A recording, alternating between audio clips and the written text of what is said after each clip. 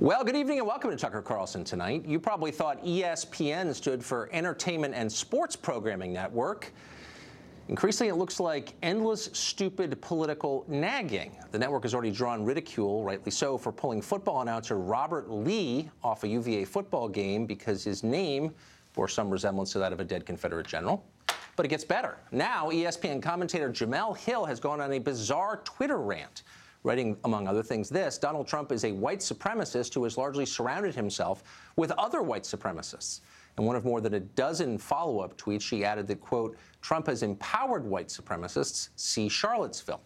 People noticed this. Today, and ESPN released a statement in response saying this, quote, the comments on Twitter from Jemele Hill regarding the president do not represent the position of ESPN. We have addressed this with Jemele, and she recognizes her actions were inappropriate, whatever that means. Well, Clay Travis may know what it means. He covers all this as a reporter on Fox Sports. He also writes at OutkickTheCoverage.com, and he joins us tonight. So, Clay, what exactly does that mean, we've addressed it with an anchor? Is that punishment? It means that nothing actually happened because Jemele Hill is saying what the higher-ups at ESPN believe.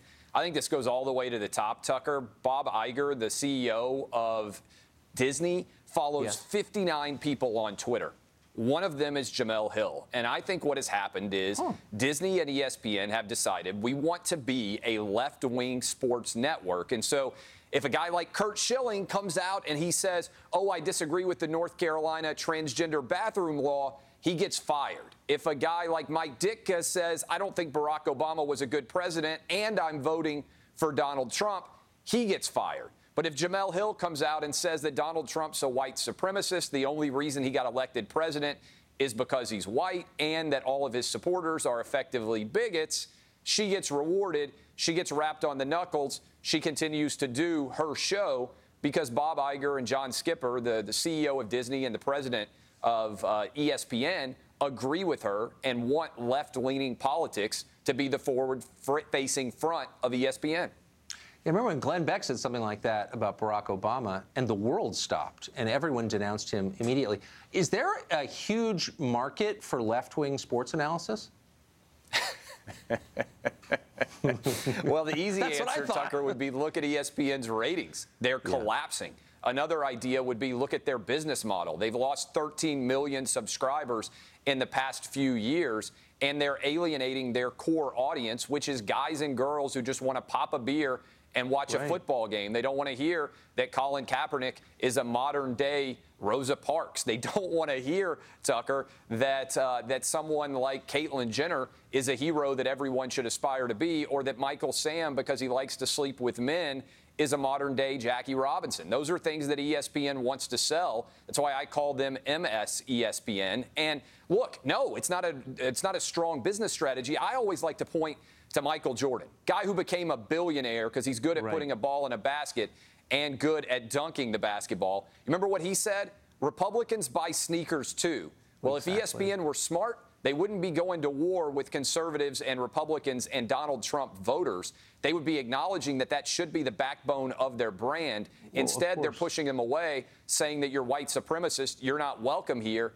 I don't know how people who voted for Donald Trump can feel comfortable at all watching ESPN when they know the values that network espouses and how unwelcome their own values are. No, they sound like the sociology department at Bennington College. I mean, so out of touch with America. There have to be people at ESPN, though, who understand this is a terrible business decision. Are there? Do they speak up?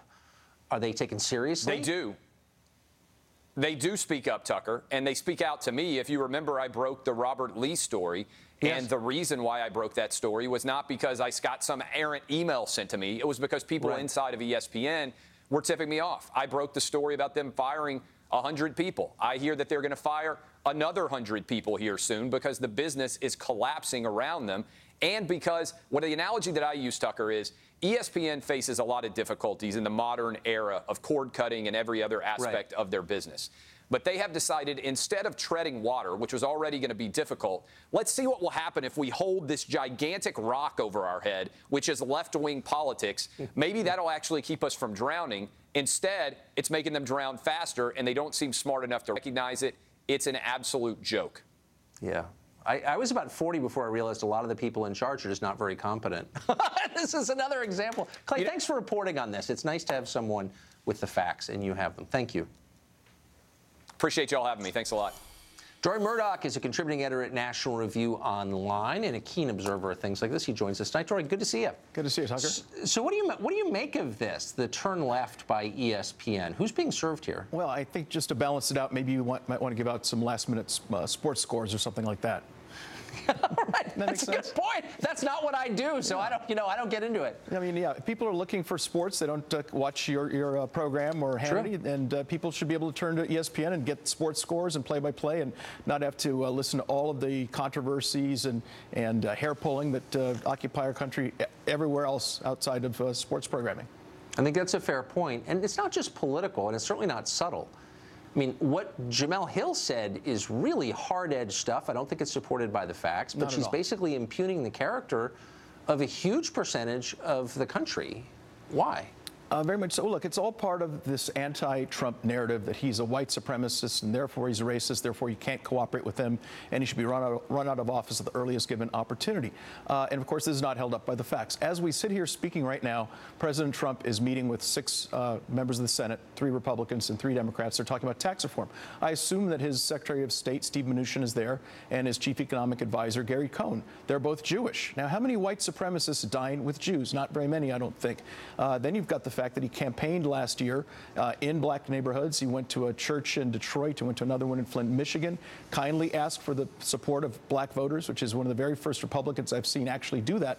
And in fact, he won 8% of the black vote. That's not a big number, but that's about a third more than Mitt Romney won back in 2012. He also won about 28% of the Hispanic vote, and about 32%, or about 1 in 3 Hispanic men. So you look at the way he campaigned and the way he's governed.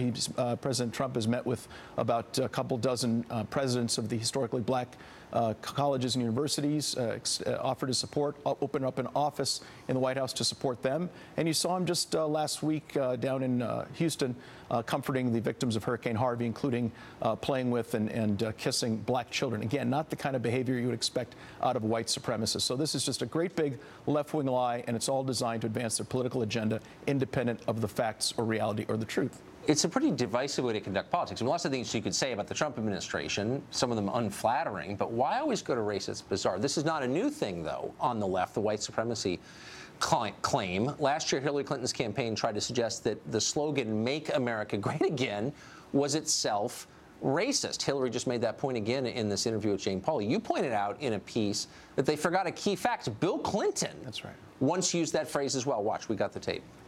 I ask you to join with us today, to give me your hands and your hearts, to give me your prayers and your help. I believe that together we can make America great again. How about that? It's kind of weird. Thank you for finding that, by the way. But it's kind of weird to look at that and say, you know what, that's a racist slogan. Really? I guess, in what way? I guess Donald Trump stole that from Bill Clinton, huh? Yeah, it's only white supremacists when Trump says it. When Hillary Clinton's husband said it, then I guess it's a warm, toasty, friendly call to patriotism or something like this. Again, the Democrats don't have any ideas. They're fresh out of ideas. They don't have an agenda. There's no program. There's no vision. And all they've got left is to try to stir racial tension and get people at each other's throats, and somehow they hope in that effort to divide and conquer. It's an incredibly ugly, disgusting, and I think unpatriotic and un-American way to conduct public affairs in this country, and they should be deeply, deeply ashamed of themselves. Also worrisome long-term. Where does this wind up? Like, how does this end, this story? I think, well, it depends if things turn around in this country and we have economic growth and prosperity and things bounce back. I think largely these things go away.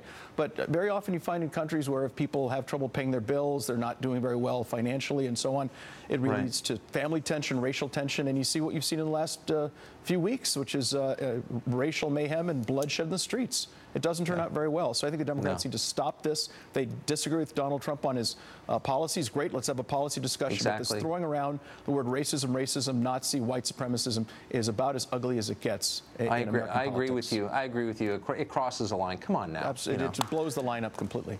I agree. Jory Murdoch, thanks a lot for coming on tonight. Tucker.